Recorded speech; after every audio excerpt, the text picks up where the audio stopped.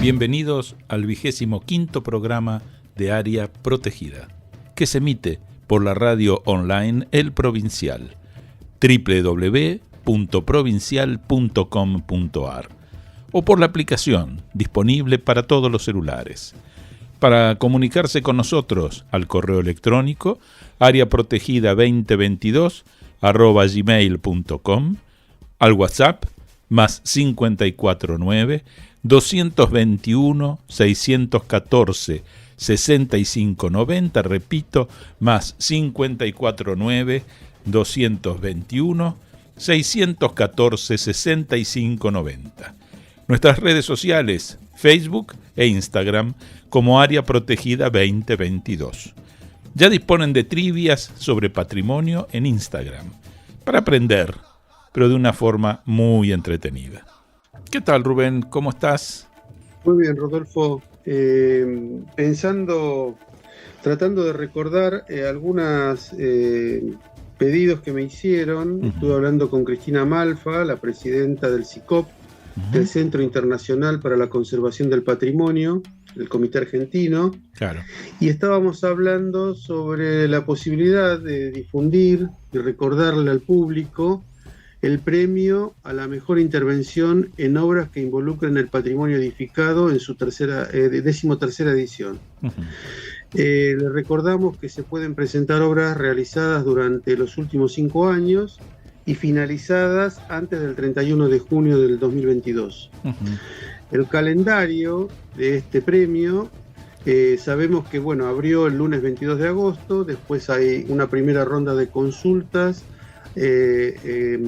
para el 2 de septiembre, la segunda ronda el 16 de septiembre y la inscripción cierra el miércoles 28 de septiembre. Por supuesto, la presentación de trabajos es hasta las 17 horas del día miércoles 5 de octubre.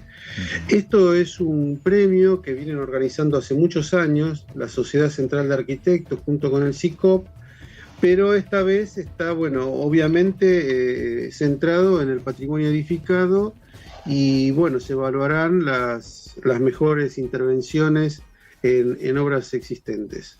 No quería dejar de comentar esto, porque esto ya tiene su entidad propia, el premio y vale la pena que el público lo sepa. Es un premio que también auspicia FADEA, la Federación Argentina de Entidades de Arquitectos. Vos fijate, Rubén, que además esto viene en coincidencia con algo que está saliendo desde la semana pasada, que es esta colección de intervenciones en el patrimonio, estos 8 tomos que ha coordinado Nani Arias, que ya salió el primero, que tiene que ver con la parte de la ciudad de Buenos Aires.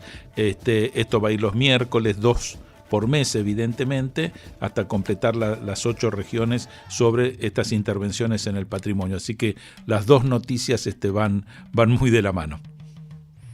Sí, incluso si tenemos un segundito, recuerdo también el seminario sobre patrimonio en la educación, que también y cómo se está organizando, orientado especialmente a docentes de nivel inicial, primaria y secundaria de la provincia de Buenos Aires, y ya hemos recibido bastantes inscriptos y ojalá que esto se pueda llevar adelante, porque tiene que ver con esto de la sensibilización, y especialmente para que los docentes puedan llevar al aula este tema, ¿no? Perfecto. Ahora vamos a hacer una pausa musical con el tema Me voy al monte, de la cantautora colombiana nacida en Innisfree, Irlanda, Katy James. Me voy al monte pa' curar mis penas, a ver si encuentro la sonrisa que perdí. Me voy al monte pa' llenar mis venas de la savia pura que allí conocí. Me voy al río para ahogar mi llanto y en la cigüeña recordar mi canto que un día en el asfalto se extravió y perdió su encanto. Ya siento el musgo que refresca cada paso y en los guaduales oigo el viento susurrar. Me envuelve el verde de la selva con su abrazo. En mi ausencia había olvidado respirar. Me voy al río para ahogar mi llanto y en la cigüeña recordar mi canto que un día en el asfalto se extravió y perdió su encanto.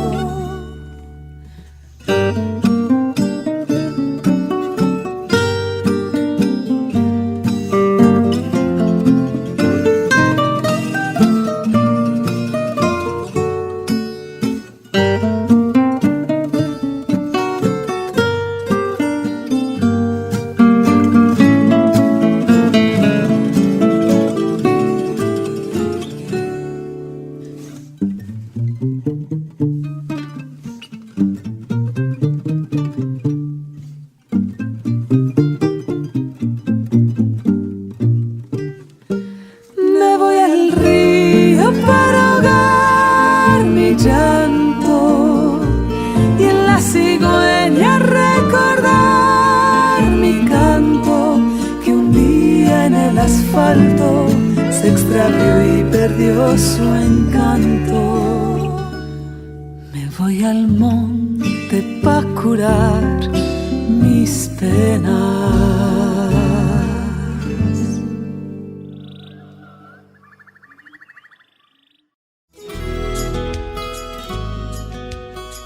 Estás escuchando Área Protegida por el Provincial Radio con Rubén Vera y Rodolfo Giunta.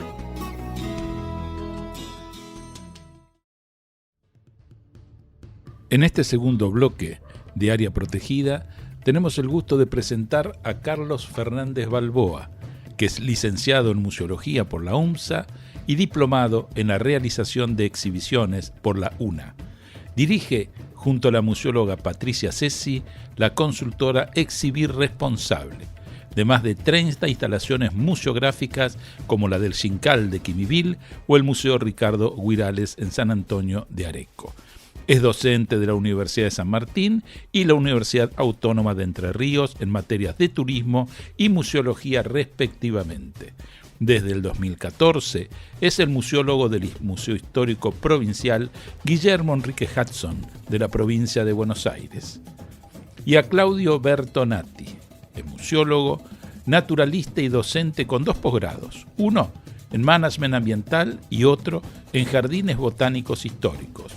Desde 1983 se dedica a la conservación, la investigación y la docencia en relación con la naturaleza y el patrimonio cultural.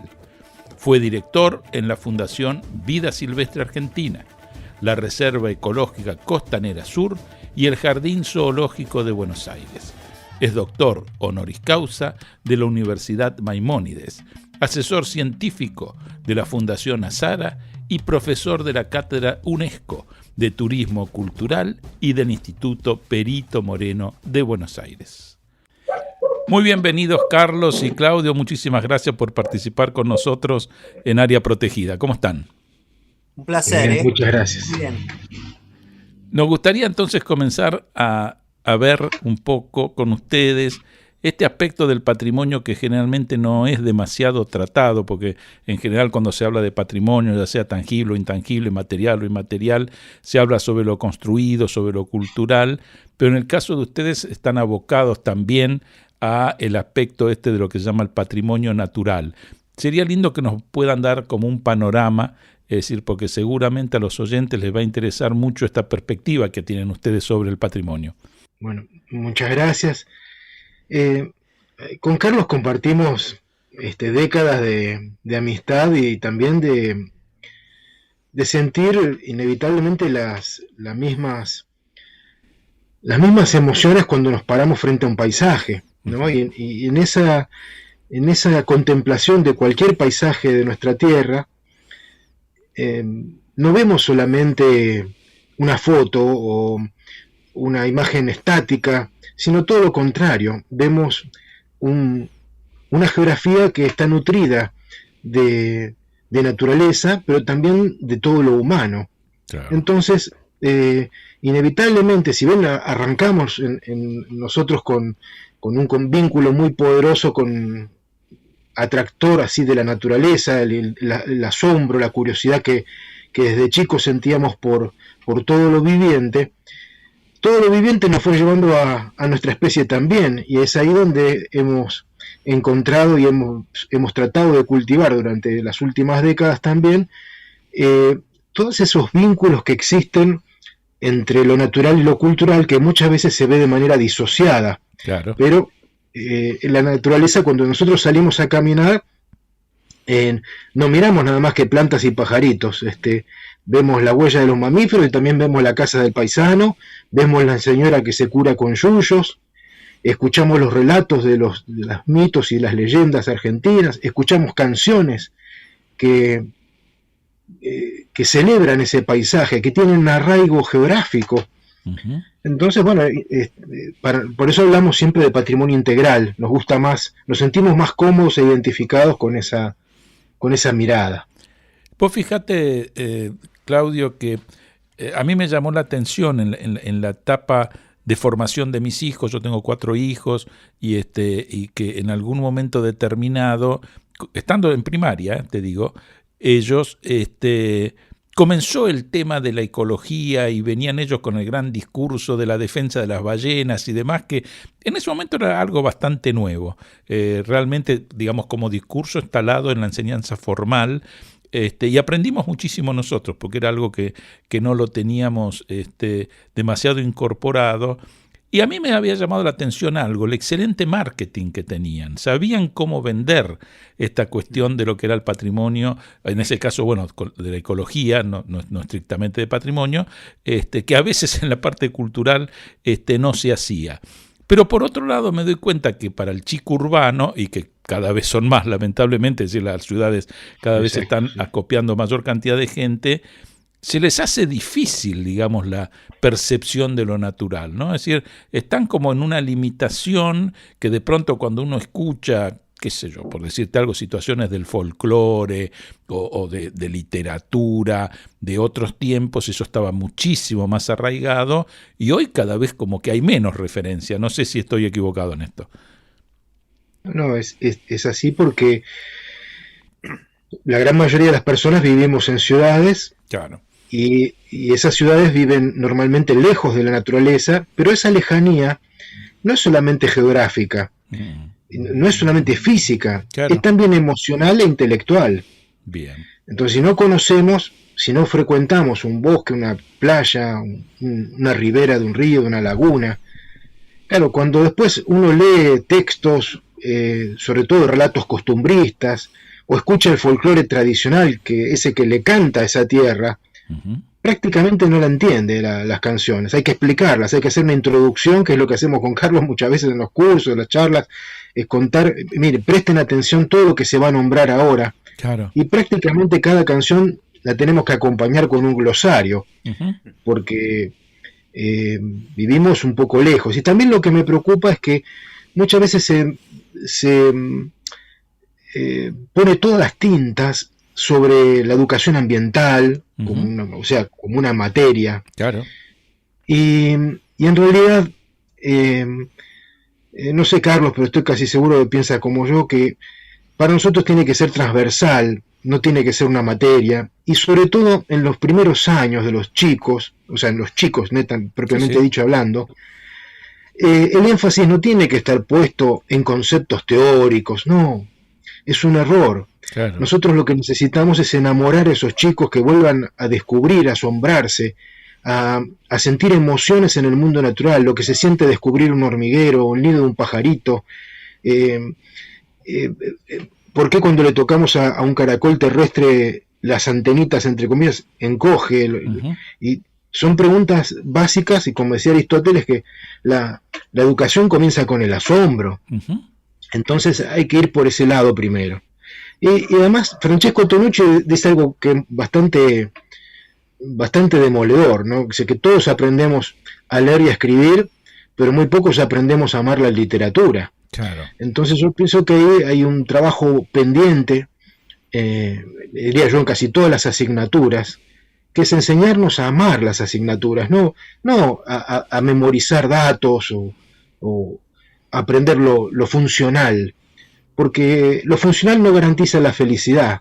Claro. En cambio, si uno se enamora de la música, se enamora de la historia, de la geografía, puede estar en el camino hacia el despertar nuevas vocaciones, el ver que la vida tiene sentido, y el sentido es lo que nosotros obramos, pensamos, decimos y hacemos en función de todo eso. O sea, ¿qué dirección le damos a esas acciones y pensamientos? Vos fíjate que a mí me parece que cada vez más se está evidenciando un problema de comunicación entre aquellos que están más en contacto con la naturaleza y aquellos que viven en ciudades, que es el tema de no explicar lo obvio. No, vos fíjate que para mí es la esencia de la investigación, ¿no? La investigación para mí parte por investigar o preguntar acerca de aquello que es obvio. Entonces, esto que decís vos no se explica, ¿no? Pensando que el otro lo entiende, y quizás el otro no está entendiendo absolutamente nada, ¿no? Entonces, esto del glosario que vos decías, lo pienso, por ejemplo, también en el concepto de la artesanía. Si vos fijate que es algo que a la gente de la ciudad le encanta, hacer viajes y traer artesanías. ¿Cuánto entiende de esa artesanía? ¿Cuánto sabe y por qué de los dibujos que están ahí expresados? Yo creo que nada, no sé. Pero Rodolfo, sí, esto que hablamos de la naturaleza es más o menos lo mismo que podemos hablar del patrimonio. Por eso nos interesa llevarlo de la naturaleza al patrimonio integral. Ustedes dos son arquitectos y pensémoslo en términos de un edificio. ¿Qué es importante del edificio? Que la persona conozca el estilo, que conozca las formas, o que se enamore de la historia del edificio. Digamos, muchas veces, fíjate que nos enamoramos de los edificios o nos enamoramos de los lugares porque nos cuentan una historia, claro. porque esos lugares revelan un significado, que es mucho más que tener información. Entonces, creo que lo que con Claudio descubrimos con la naturaleza, y a medida que pasa el tiempo lo trasladamos a todo tipo de patrimonio, ¿no? Y a la didáctica del patrimonio, que es algo que en la Argentina lamentablemente no está tampoco tan difundida ni tan instrumentada en las escuelas o en los lugares de valor patrimonial como los museos. Los dos somos museólogos, y en muchos museos no se hace didáctica del patrimonio. Claro. En muchos museos lo que se intenta hacer es una transposición de clases, de las clases que se dan en las escuelas. Y eso es un error, porque eso aleja de alguna manera al público, a los visitantes, a ese público no cautivo, lo aleja, digamos, porque en general la gente no va a los museos a recibir una lección. Claro. Va por otros motivos, ¿no? Va por otros intereses. O sale a conocer el patrimonio con otra intensidad, con otro interés. Entonces, hay mucha tarea que tiene que ver con, por recién hablabas del tema de la ecología, cómo llegaba a la gente a diferencia del patrimonio cultural. Y yo creo que tiene que ver también con una cosa que tiene que ver con las emociones. En qué medida uno puede, desde la naturaleza, emocionar, y que uno desde la historia, desde la arquitectura, desde del patrimonio intangible, también puede generar emociones. Claro. Yo creo que las cosas, como decía Yupanqui, ¿no? Lo que entra en la cabeza, de la cabeza se va, lo que entra al corazón se queda y no se va más. Y el gran desafío de los patrimonialistas, nosotros 4 somos patrimonialistas, el gran desafío es hacer que la gente se lleve las cosas en el corazón. Ese es el gran desafío, ¿no? Olvidarnos un poco de la información, de la cuestión sistematizada, y tratar de apelar a las emociones. Y de esa manera vamos a hacer que la gente sienta su patrimonio, que el patrimonio de ellos, digamos, como algo que tenga mayor significancia en su vida cotidiana. Sí, Carlos, la verdad que acuerdo totalmente. Y bueno, aprovecho a saludarlos. ¿Cómo estás, Carlos? ¿Cómo estás, ¿Qué tal, Claudio? Rubén? Y vos sabés que este programa está absolutamente alineado a esto que ustedes dicen. Y mientras vos hablabas, Carlos, recordaba algo que, bueno, ya un poco delata un poco mis años, ¿no? ¿Se acuerdan ustedes también de ese programa que estaba hace tiempo del país que no miramos, que Claro, hacía Iván Grondona? claro, claro, por Bueno, supuesto. yo me acuerdo porque creo que nosotros nos conocemos hace muchos años, yo diría que décadas ya a esta altura, y hemos participado en esos encuentros de patrimonio natural y cultural que organizaba el Banco Provincia y que íbamos recorriendo toda la provincia.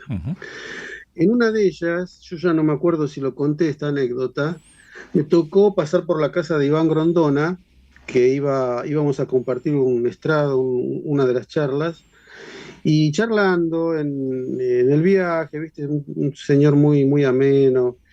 Y en la conferencia de él, él se presenta como, eh, hace un relato de cuando era pequeño, ¿no? Como cuando iba caminando de la mano de su papá, y el papá le decía, mira, Iván, nos están pintando la ciudad.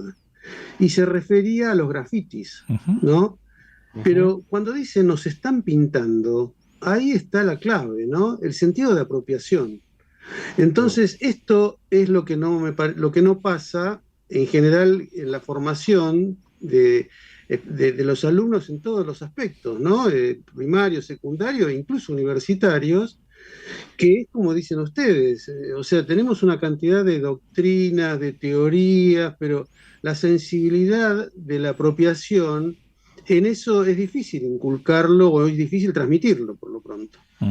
Entonces, a mí, por eso, un poco el eje de este programa tiene que ver con eso. Nosotros insistimos en la sensibilización de la comunidad para aproximarnos o para alinearlos de alguna forma, lo poco que se pueda, con lo que vos decías, Claudio, o con lo que vos también transmitías, Carlos. No sé si me equivoco, pero eh, hace, hace apenas unos días se cumplieron 100 años de la muerte de Hudson, ¿no? De Guillermo Hudson. Y creo que era un importante, no solo investigador, pero también trabajaba en estos aspectos que están diciendo ustedes, ¿no? Sí, claro. Bueno, yo las vueltas de la vida me llevó a que yo sea el museólogo del museo y estudiándolo me convertí en un apasionado de su vida, ¿no? Siempre con Claudio, desde que somos muy jóvenes, estudiamos los naturalistas, porque en definitiva era lo que decía él hace un rato, cuando estudiamos la naturaleza, después terminamos estudiando al hombre que estudia esa naturaleza, ¿no? Llegamos a eso, llegamos al hombre y llegamos a su vida y a las formas. Y Hudson era un gran. Hudson tiene dos grandes ventajas por respecto a otros naturalistas o a estos mensajes que queremos dar nosotros, ¿no? Cubre un gran abanico de posibilidades. O sea, con Hudson es muy posible dar en el blanco de los intereses de la gente, porque te cubre la gauchesca, te cubre la novela, te cubre la pampa, te cubre la naturaleza, te cubre la sensibilidad, te cubre la observación, la buena literatura. O sea, hay una amplia gama de intereses y eso me parece que también es una cosa interesante en el mundo del patrimonio, ¿no? Tratar de llegarle a la gente por distintos intereses que ellos tengan. Tratar de hacer que no sea solamente la arquitectura, sino, como decía, contaba hace un rato, la historia del arquitecto que hizo, eso lo aprendí con Ramón Gutiérrez también, ¿no?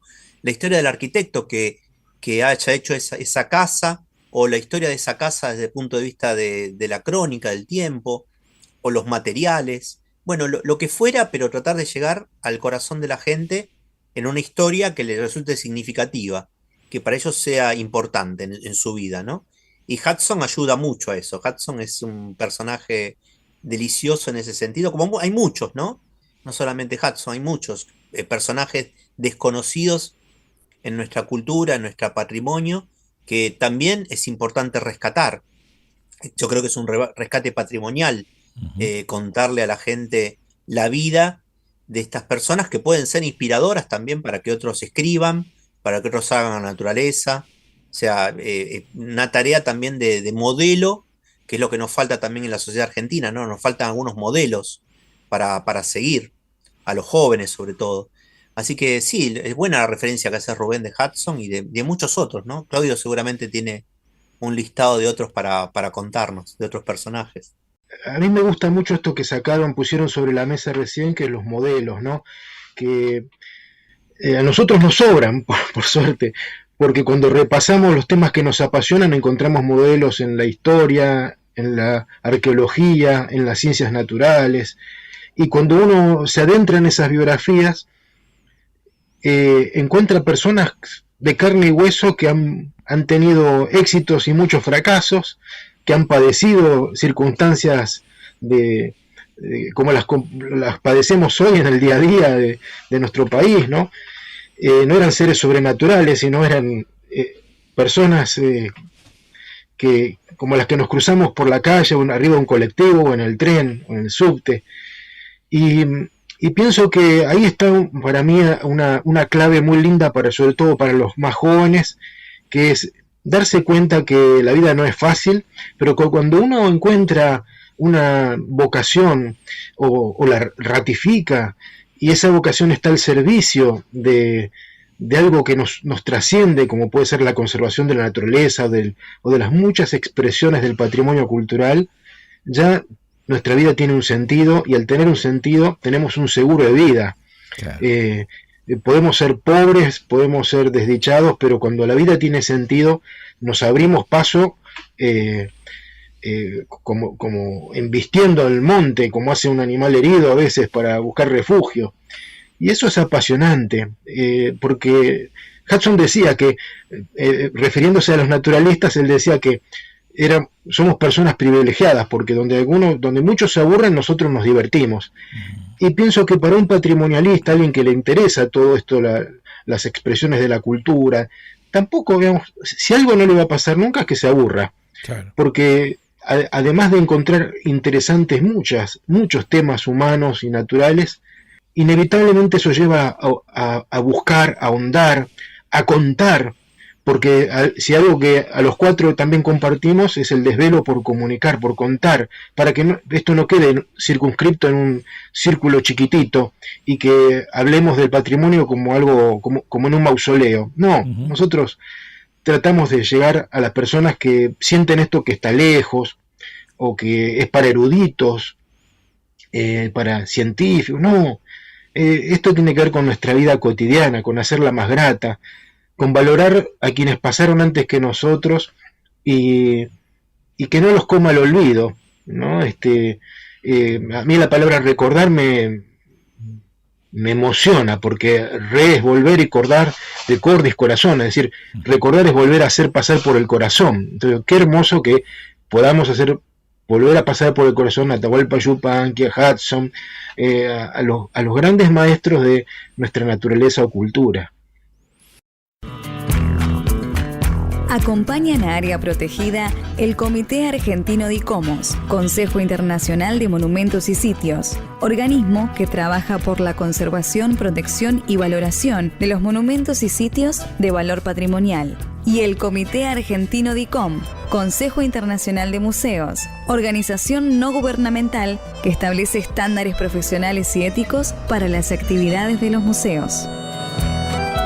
CICOP, Centro Internacional para la Conservación del Patrimonio, organización no gubernamental que desde hace 30 años trabaja en pos del conocimiento y conservación del patrimonio cultural. Recién, Claudio, cuando decías esto del conocimiento y del recuerdo que pasa por el corazón, está, reitero, ¿no?, tan en sintonía con lo que nosotros hacemos en ese sentido, justamente, porque, mira, te voy a contar una infidencia. Vos sabés que hace mucho, hablando con Marcelo Mucci, que nos hacía las entrevistas, me decía, yo lo escucho a Claudio y te escucho a vos, me dice, porque es como que tenemos cierto parecido, ¿no?, en el enfoque, porque tal vez nos salimos un poco de lo doctrinario o de lo intelectual y lo llevamos más a lo emocional.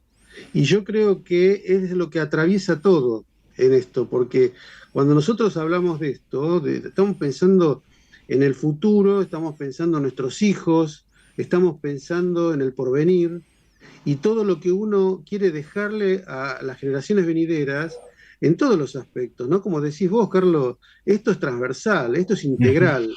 O sea, el patrimonio natural, el patrimonio cultural, el patrimonio inmaterial, todo eso que son heredades, que es lo que nosotros recibimos, estamos pensando para el futuro.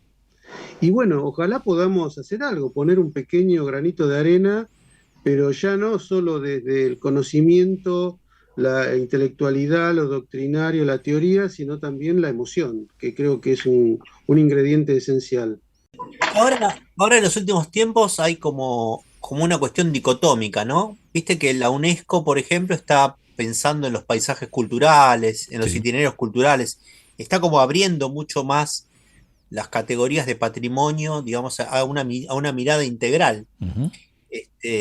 Pero lo dicotómico también es que no somos un poco lo que le preocupaba a Rodolfo, ¿no? En el mundo de la ecología hay una cierta masividad, tal vez porque tiene que ver con el tema de la vida, pero en el mundo de los patrimonialistas, y esto es algo que siempre hablamos con Claudio, nos desespera un poco, no es que nos desespera, nos gustaría que fuéramos más, uh-huh. Nos gustaría que hubiera mecanismos para llegar a mayor cantidad de gente, ¿no? Por ejemplo, ¿por qué no hay programas abiertos del tema patrimonio, ¿no? En la televisión o muchos más programas?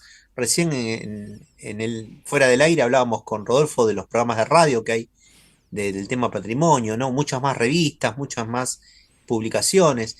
A mí me preocupa mucho, ¿no? Porque sobre todo con la gente en Buenos Aires no sabe, por ejemplo, que en Buenos Aires hay 100 museos. Claro.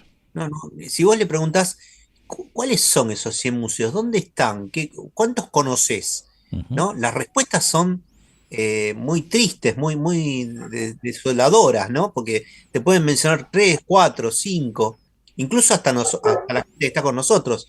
Y no hablo de conocerlos desde un punto de vista enciclopédico. Yo digo conocerlos para tenerlos como un sentido de pertenencia, ¿no? Claro. Como para saber que son museos que están acá, que muchos los pagamos nosotros con nuestros impuestos y que deberíamos usarlos, ¿no? Aprovecharlos temáticamente, visitarlos. Y ahí hay una oferta enorme y que está muy desaprovechada. Entonces, ese tipo de cosas, me parece que los patrimonialistas tendremos que unirnos más para juntarnos, para acercar el patrimonio a la gente. Me parece que esa es la tarea. La investigación ya está, claro. Creo que sabemos todo lo que tenemos que saber. Lo que hay que hacer ahora es hacer lo que sea más masivo, ¿no? Claro. Nosotros, al trabajar con distintas instituciones, estamos también bastante pendientes de cómo se va formando una legislación que de alguna forma proteja el patrimonio, ¿no? Y entonces, bueno, ver esa evolución. En el caso del patrimonio natural, ¿cómo ven ustedes la cuestión de la legislación? ¿Realmente estamos avanzados? ¿No hay demasiado interés? ¿Cómo evalúan un poco este tema? Legislación hay mucha y el problema, como siempre, es el cumplimiento de esa normativa. Claro. Pero, por supuesto que siempre hay cosas para ajustar, y me parece que una de las grandes a ajustar es que en el campo de la práctica tenemos parques nacionales, reservas provinciales, reservas municipales por un lado, y tenemos por otro los sitios históricos, los sitios arqueológicos, y yo anhelo que haya áreas protegidas, naturales y culturales, que estén bajo una misma órbita, cosa de dar coherencia al manejo de nuestros paisajes.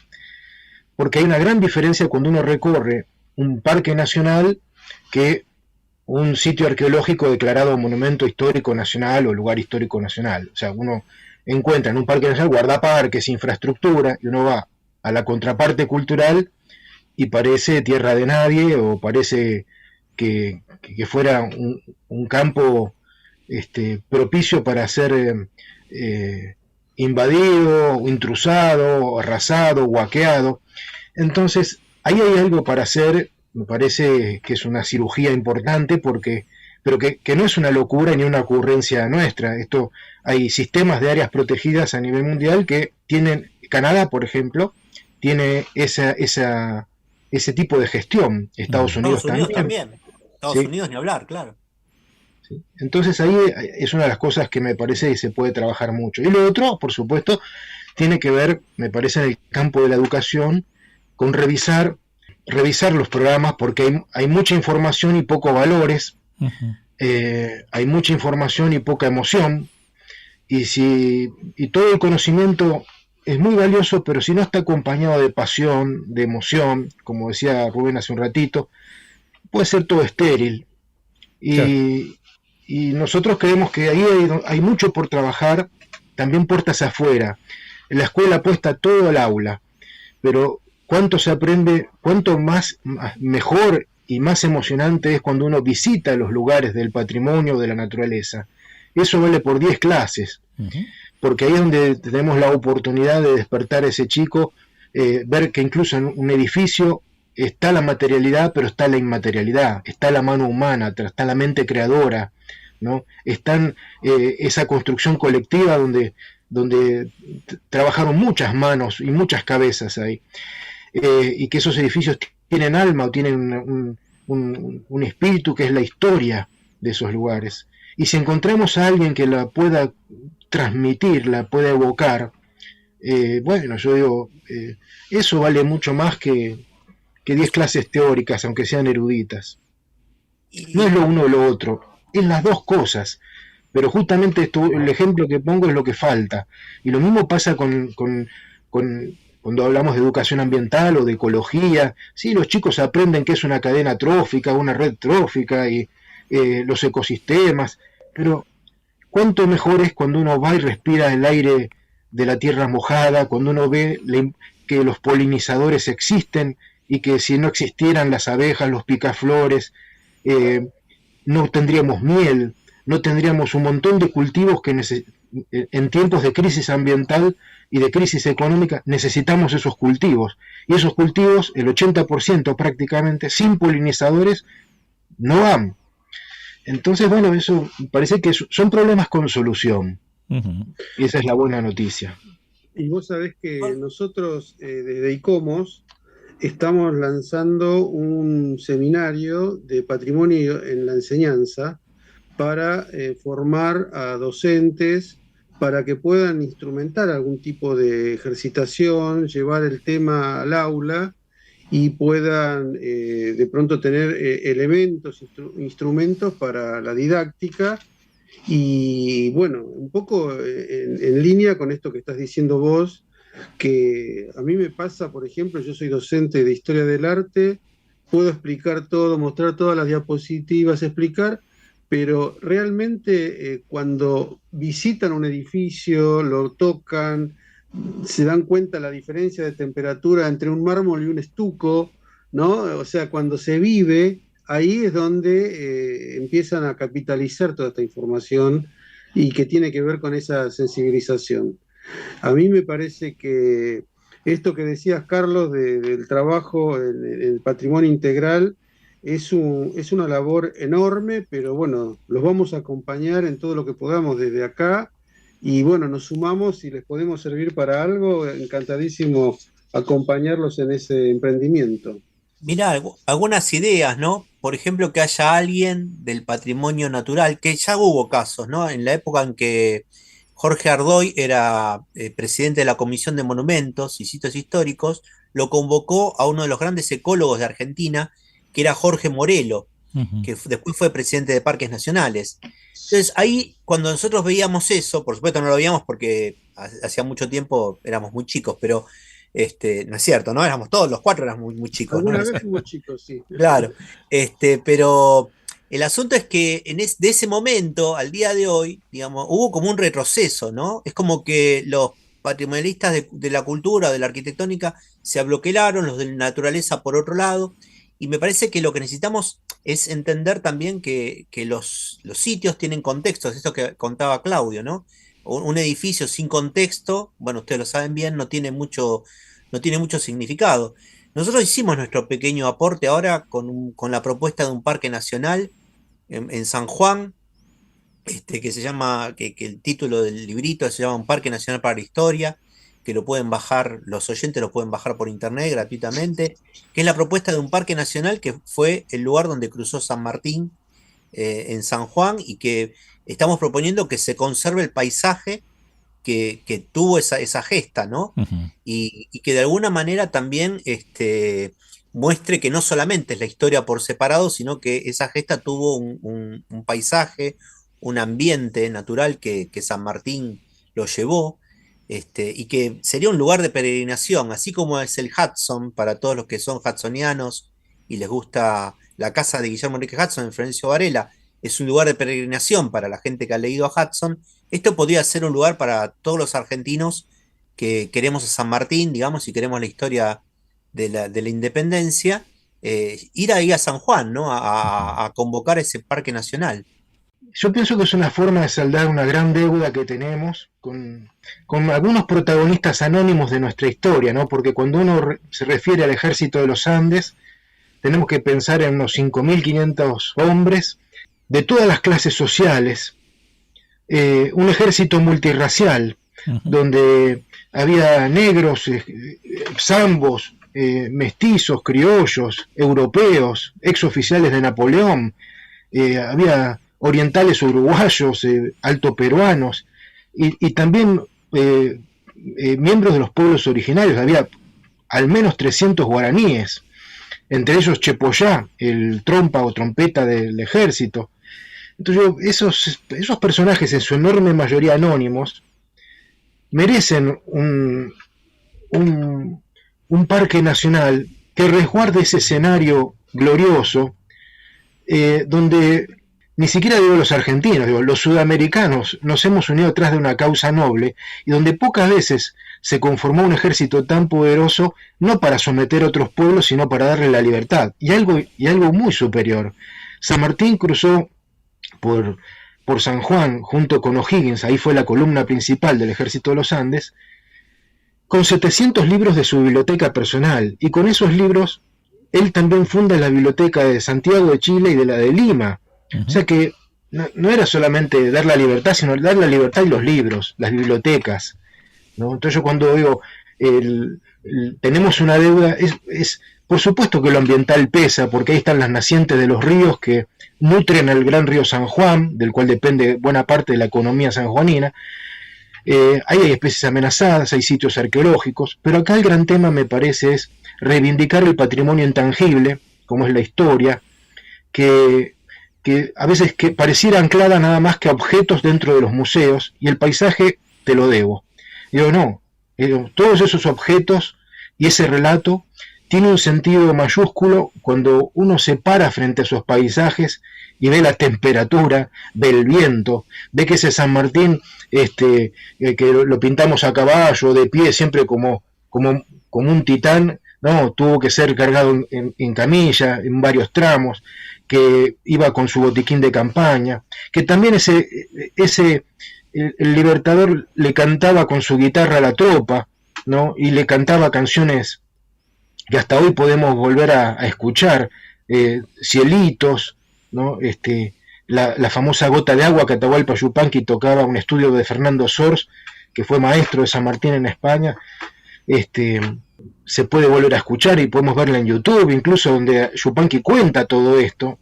Entonces me parece que hay muchas cosas muy lindas para poder, yo diría, recobrar o refortalecer nuestra autoestima, porque yo la veo dañada. Si tuviéramos la autoestima bien parada, este parque nacional se hubiera creado hace muchos años. Claro.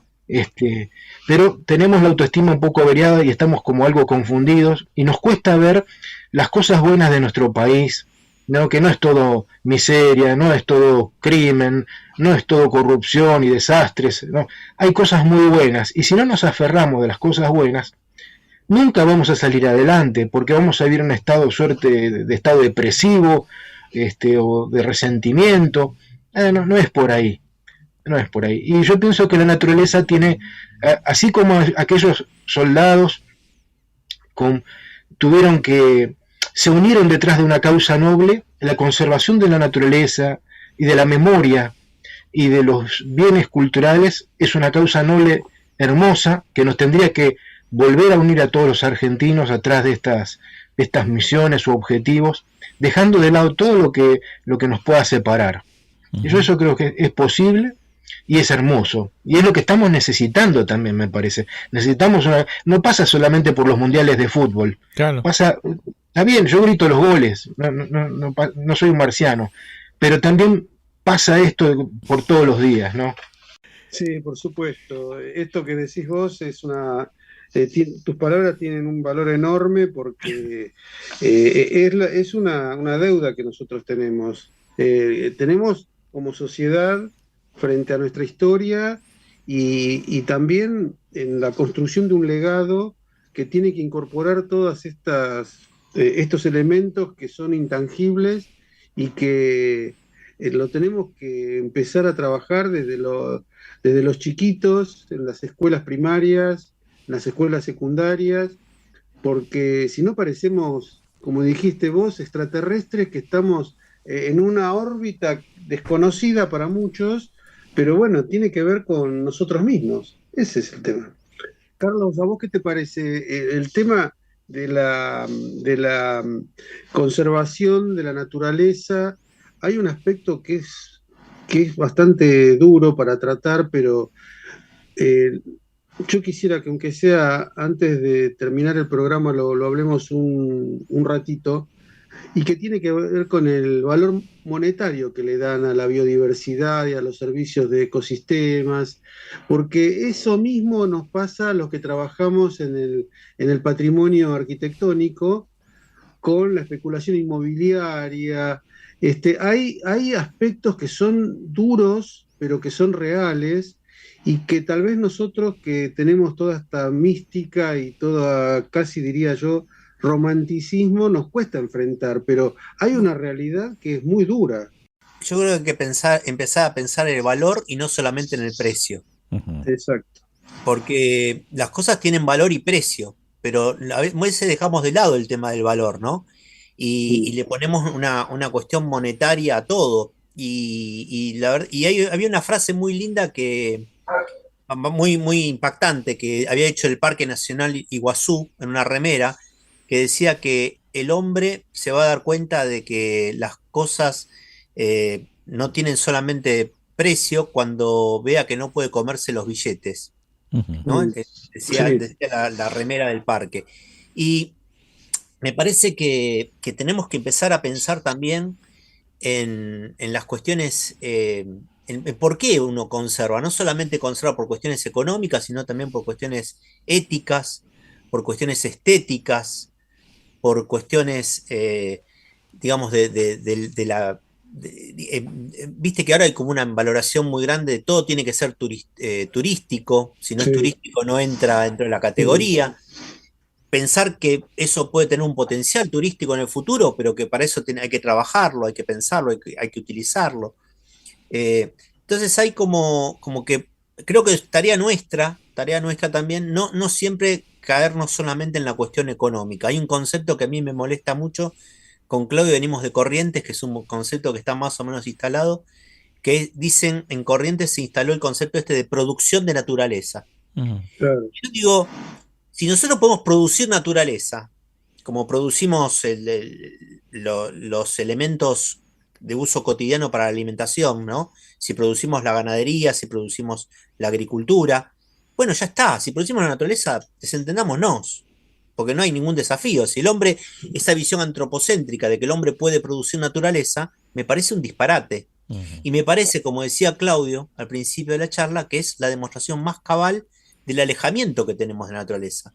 Pensar que la podemos producir como producimos otras cosas en las ciudades es de un alejamiento casi demencial. Y pensar que la naturaleza es solamente dinero también es un alejamiento demencial, ¿no? Es un alejamiento que nos lleva al suicidio de alguna manera. Hay mucha gente confundida y cree que le basta que uno pueda prender un noticiero y nos hablan de economía, del dólar, aunque nadie lo pueda comprar, y vamos siendo bombardeados con números como si nuestra vida girara en torno a la economía, y no es no es así, es una irrealidad. Por supuesto necesitamos tener ingresos para poder vivir y satisfacer las necesidades básicas, por lo menos. Eso no está en duda. Pero digo, si nos quedamos con eso, bueno, yo he conocido gente tan pobre que lo único que tenía era dinero. Entonces, en contrapartida, cuando salimos a caminar por el campo argentino y nos encontramos con un hombre que vive en la sierra, una señora que es pastora y vive con lo opuesto, y cuando podemos tener una conversación con ellos, nos damos cuenta que son ricos en muchas cosas que no tienen que ver con la cuenta bancaria. Claro. Son ricos en paisaje, ricos en historia, ricos en la memoria de ese paisaje, en el conocimiento que tienen de cómo poder vivir ahí. Entonces, creer que si uno no tiene plata es un infeliz, lo torna uno infeliz. Y por suerte tenemos libros, tenemos películas, tenemos canciones, tenemos plantas, tenemos pájaros, hongos, o sea, hay muchas, la vida por suerte es muy diversa en muchos aspectos. Y no sé, yo trato de balancear siempre los disgustos con las alegrías, y trato de procurarme las alegrías. No espero que vengan a visitarme, ni que vengan por correo o que me toquen el timbre. Entonces, para eso yo tengo plantas en mi jardín, para eso tengo 3 gatos y 2 perros que son incondicionales en materia afectiva, y es recíproco.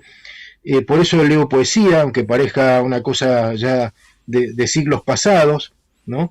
Pero yo digo, por ejemplo, cuando hoy leía a Rafael Obligado, y el que le llamaban ni más ni menos que el poeta de la patria, ¿no? Y que le dedicó una poesía al pampero, decía: hijo audaz de la llanura y guardián de nuestro cielo, que arrebatas en tu vuelo cuanto empaña tu hermosura, ven y vierte tu frescura de mi patria en el ambiente, ven y enérgico y valiente, bate el polvo en mi camino, que hasta soy más argentino cuanto azotas en mi frente. Entonces yo no puedo vender estos versos. Entonces no tienen valor. Como decía Carlos, Machado también decía, todo necio confunde valor con precio. Y a alguno le podrá parecer una soncera, pero a mí escuchar una canción de Larralde, de Yupanqui, de Víctor Velázquez, de Osiris Castillo, me trae un aire fresco, y ese aire fresco se queda acá. Y cuando se queda acá, es como haber tomado 2 remedios, ¿no? Un remedio que cura lo físico y un remedio que cura lo anímico, lo espiritual. Entonces yo, ojalá podamos transmitir algo de esto a quienes se sienten desdichados, a quienes encuentran que la vida no tiene aliciente, porque miren, se equivocan. Estamos rodeados, simplemente hay que encontrarse con esos fenómenos, lo que podemos llamar también los fenómenos folclóricos, ¿no? Los fenómenos de los saberes populares, ¿no? Porque eso nos rodea y gratamente. Nunca nos van a desilusionar, nunca nos van a generar algo dañino, todo lo contrario, son reparadores. Es como la naturaleza. El patrimonio cultural y la naturaleza tienen en común que son generosos, son lo más democrático que existen, se abren sin distinción a todas las clases sociales, a todos los credos, nos dan esa oportunidad y lo hacen de manera silenciosa, gratuita y generosa, que es una gran lección para cada uno de nosotros, ¿no? Imitar ese espíritu del patrimonio y de la naturaleza. Estás escuchando Área Protegida por el Provincial Radio Online con Rubén Vera y Rodolfo Giunta.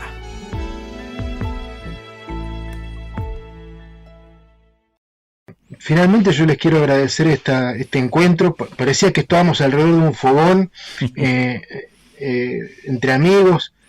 Yo lo sentí de esa manera, así que se los agradezco mucho. Y espero que quienes nos estén escuchando sientan lo mismo, que están invitados a arrimarse a este fogón y que, como en todo fogón, uno arrima una brasita, una ramita. Entonces yo digo, bueno, arrimen también los que nos escuchan sus canciones, sus monumentos históricos nacionales, su museo favorito, su personaje favorito de la historia argentina, ¿no? Porque eso nos va a alimentar y nos va a dar pie a nuevas conversaciones de cosas gratas y lindas, constructivas, que son las que necesitamos todos los argentinos. Uh-huh. Ese es mi deseo, y les mando un abrazo muy agradecido a ustedes y a quienes nos siguen, a Carlos también, que para mí es una alegría compartir también con él este espacio, con ustedes dos. Así que muchas gracias. Bueno, con Rubén te agradecemos mucho y además nos has ratificado, y yo creo que incluso en este momento sentimos como un gran orgullo de que el título de nuestro programa sea Área Protegida. Lo has nombrado varias veces y realmente es un desafío hermoso. Así que muchas gracias. Nos interesaría saber, Carlos, en tu caso, decir cuáles pueden ser las conclusiones para este programa. Mira, yo invitaría a la gente a que salga, por ejemplo, voy a dar un ejemplo, esto se escucha más que nada en Buenos Aires, ¿no? Provincia principalmente, pero al ser web en cualquier lugar. O provincia, bueno, provincia y Buenos Aires, está bien. Yo invitaría a la gente a que salga a mirar el patrimonio y a reconocerlo y a verlo, y que invitaría a eso, ¿no? Y te daría algunos datitos de cómo hacer eso y cómo acercarse, que es gratis. Ahí está el concepto también de lo pago o de lo no pago, ¿no? Del uh-huh. tema de valor o precio, que me parece un concepto también interesante para profundizar. Por ahí iría por ahí. Uh-huh. Muy bien. Bueno, entonces, Carlos, realmente con Rubén te agradecemos muchísimo tu participación en Área Protegida. Ha sido realmente un gusto muy grande. Te mandamos un abrazo muy, muy fuerte. Y bueno, yo calculo que vamos a reincidir en algún momento, porque nos quedan un montón de temas pendientes, y no solo de la cuestión de patrimonio natural, porque vos sos un especialista en haber armado ya una cantidad de museos, y realmente eso es una experiencia que hay que capitalizar, porque es muy interesante todo el trabajo que estás haciendo. Bueno, muchas gracias. Pensando un poco en los oyentes, yo lo que propondría, así como propuso Claudio, una cuestión de acercamiento, es que salgan que los oyentes salgan a mirar, ¿no? Que se acerquen uh-huh. al patrimonio que tienen ahí nomás, que tienen en su barrio.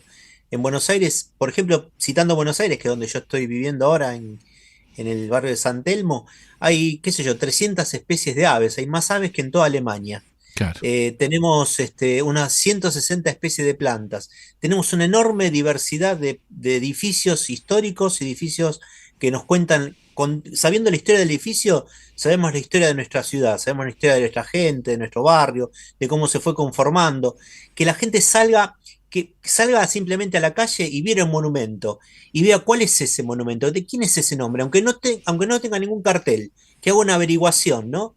Mira todas las cosas que tenemos para hacer, y todo eso es gratis. Uh-huh. Y todo eso nos rodea. Y en todos los barrios, en Quilmes, en Florencio Varela, en Avellaneda, en San Isidro, en todos los barrios hay todo este patrimonio que es tan significativo para todos. No necesitamos irnos a lugares ni muy urbanos ni tampoco muy naturales. En todos los lugares hay patrimonio que lo que necesita, y lo que sería bueno es que saliéramos a conocerlo. A reconocerlo. Y permitime agregar algo, Carlos, en línea a lo que vos decís, que cuando uno habla de patrimonio no está hablando de las obras monumentales, sino también la obra modesta, ¿no? La obra que acompaña todo ese paisaje, esos escenarios urbanos, que por suerte se están revalorizando en este último tiempo, porque se lo incorpora como una categoría valiosa del patrimonio, ¿no? Hablando del patrimonio arquitectónico. Bueno, Carlos, te mando un fuerte abrazo y bueno, muchas gracias por la participación. Y gracias a los dos, y felicitaciones por el programa. Hace falta muchos programas y mucha gente como ustedes. Abrazo grande. Muchas gracias. Gracias. Agradecemos a nuestros oyentes que nos hayan acompañado, y, como ya es una costumbre, nos estaremos viendo aquí en Área Protegida el próximo lunes. Na na na na na na na,